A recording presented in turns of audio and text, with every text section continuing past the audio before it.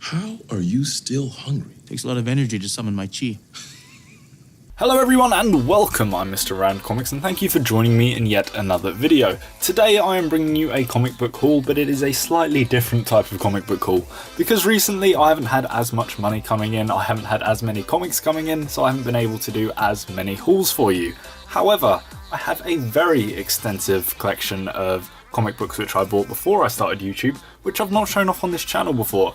So today I'm going to be doing something I'd like to call a pseudo haul, which is just a haul of comic books which I've just picked out from my collection that I thought I could show here instead of doing a haul of books which I just bought. Hopefully you still get the same level of entertainment of seeing books from me, because I know those are the ones which most people like to watch from this channel.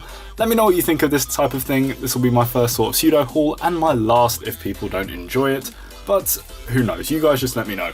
Okay, so starting straight up is Marvel Superhero Contest of Champions Issue 1. Now for those of you who have seen Thor Ragnarok recently, the Grand Master calls his contest the Contest of Champions, which is a throwback to this Marvel event. This was one of the first big Marvel crossovers. I think it was the second after the wedding of Sue Richards and Reed Richards. It was a big crossover event which happened before Secret Wars and before Crisis on Infinite Earths in DC. So this is, in my opinion, one of essentially the first big crossover event. And yeah, it was basically an homage to that when they mentioned it in the film. I know there's been a recent Contest of Champions series in Marvel as well. I've not read it, but this is the first one. It was a 3-issue mini-series, and then to go with that I also have issue 2 and issue 3. It was something about the Collector or the Grandmaster fighting death for the death of his brother, and they used little champions to face off against each other. If anyone hasn't played the mobile game of Contest of Champions, it's actually pretty good. I mean, it's no Injustice, unfortunately, but it's the best we've got for Marvel at the moment. Coming up next is a variant which I didn't include in my top 10 variants video because I didn't find it at the time, which I really regret, because this is a really nice variant which I do really love. This is US Avengers issue 2 variant. I don't know whether it's cover B or C or whatever like that, but it is an absolutely fantastic variant. I love the art. I'm not an American, I'm not patriotic to America in any way, so you know, the big red, white and blue stars and everything like that don't really bother me too much, but it's just the characters are just drawn really nicely here, and I think it's just a really aesthetic cover, and yeah, I really do like it.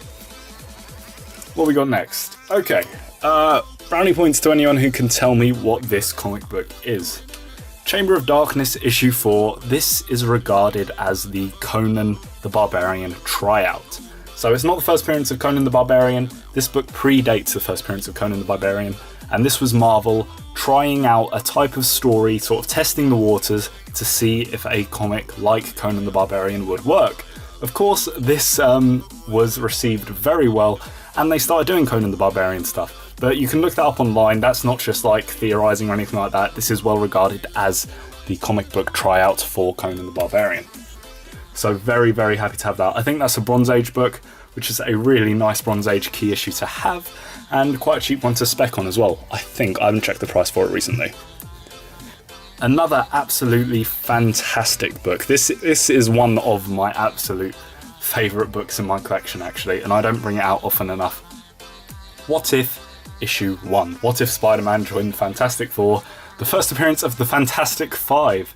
This is an absolutely amazing book. It's a double-sized issue, which is why it's 50 cents, and these What If stories were just fantastic. I absolutely love them. The reason that I don't bring this book out much is because I've got the entire What If run, issues 1 through 47, volume 1 that is. I don't have every What If issue in existence. That would be amazing, but alas no. Yeah, I keep them in a long box. I keep all of my full runs in a long box once I've completed them, and I should break them out more often because this is a fantastic comic. It's a fantastic cover. It's in really nice condition as well, and yeah, absolutely love this book. What else we got? Okay, this is just a modern issue. I picked out a load of random ones actually for you today. Unworthy Thor issue 1. I don't think there's anything too significant about this book, but the first issue was a fantastic book. I suppose I might as well plug LC Comics Corner podcast. We spoke about this book recently, I think a couple of episodes ago, so if you're wondering whether to check this out or not, go check out his podcast. I'll leave a link in the description. And to lead on from that, there is another Thor comic. There's nothing particularly significant about this, it's just a Grey Gargoyle book, 258. I don't think this was Bronze Age, I think this was probably the Copper or Modern Age. But, actually, let me know what you think in the comments down below. Do you consider there to be a Copper Age or a Titanium Age? Or do you think it just went Bronze to Modern? You let me know, because I'm interested. Okay, here's a couple of signed comic books, which I haven't actually shown off before on this channel. I wanted to show off some of these books in my comic books, signed comic books Are They an Investment video, but I didn't get the chance to show off all of them. The signature is by Mirka Andolfo, who was the artist in this book. Her signature is just there. She has a lovely signature, it's fantastic, and absolutely beautiful art as well. I got this signed at London Super Comic Con, and I also got this one signed as well, which is a cover that I like even more. That signature is just down there as well. Absolutely fantastic covers. She was really nice in person, and yeah, lovely to get free signatures on books like that. And up next, okay, this is a book which I imagine a lot of you have, because it is a really nice, cheap, iconic cover to get. Uncanny XMen issue 141. Now, while this isn't a first appearance or anything like that, it will still go for as much as like the first appearance of Kitty Pryde, first appearance of Dazzler, probably more than the first appearance of Dazzler actually. But this is just a super iconic cover. It's a part of the Days of Future Past storyline with Wolverine at the front there. Okay, so I hope that jump cut wasn't too obvious. What was I saying about this cover? Yeah, I was just saying it's a fantastic X-Men cover. It's probably one of my favourite X-Men covers, and if I was a bigger fan of the X-Men, this would probably be in my top 10 books as well. Up next we have a nice Bronze Age book, which I got quite a while back. I think this was one of the first Power Man comics I ever got.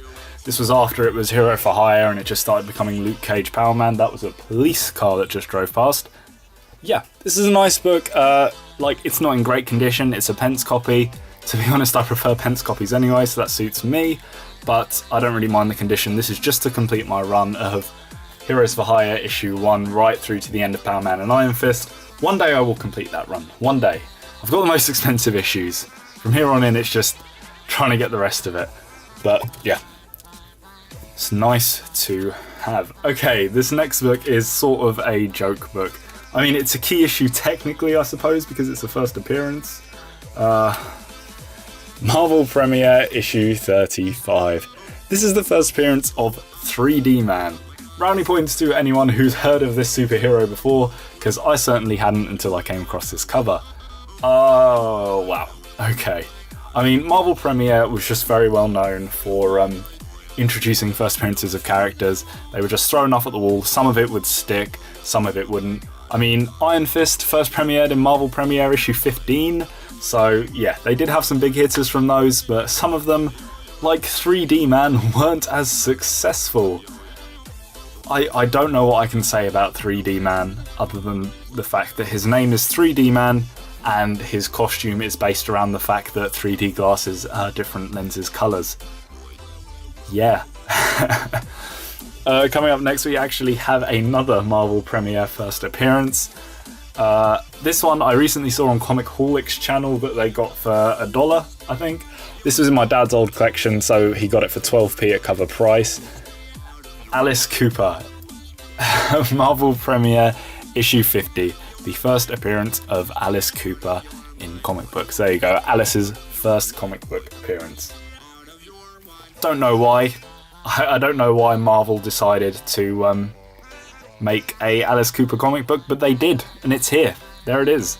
I mean, Kiss are in comic books, I guess. The Beatles are in comic books for ages and ages, so there you go. Alice Cooper in comic books. It's a fun comic book to have. You can pick it up really cheap if you want it to be a part of your collection. You could probably pick it up cheaper than most of the comics on your pull list. Okay, I've got 2 more issues left. The last one is a first appearance key issue, so I'll leave that one till last. This next one I spoke about recently in my speculation Thor Ragnarok video.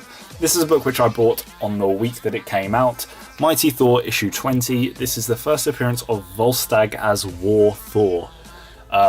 yeah, I brought this book at cover price, sort of as a speculation book, but also as a book which had an absolutely fantastic cover in homage to the first appearance of Beta Ray Bill, and it was just a really nice cover to have. It's nice to have in my collection indeed. And the last one is a book which I got at a criminally low price. I got this only about 2 months ago. No, it must have been longer than that. Just before I started YouTube, at cover price, Hulk issue 1. I think this was 2000 and something. I can't remember what year exactly, but this is the first appearance of the Red Hulk. Very lucky to get this at cover price. Very happy to have it at cover price because I was searching for this book for quite a while actually. After reading US Avengers and really liking the Red Hulk. I know it's not the same Red Hulk, but still, first appearance of Red Hulk. Absolutely fantastic cover as well. Really love this cover. And yeah, I think that should just about wrap up my first pseudo haul. Please let me know in the comments below if you enjoyed this haul. Please let me know if you want me to do more pseudo hauls to try and keep more videos coming out when I can't afford as many comic books. An actual haul will be coming to you in about a week or two maybe.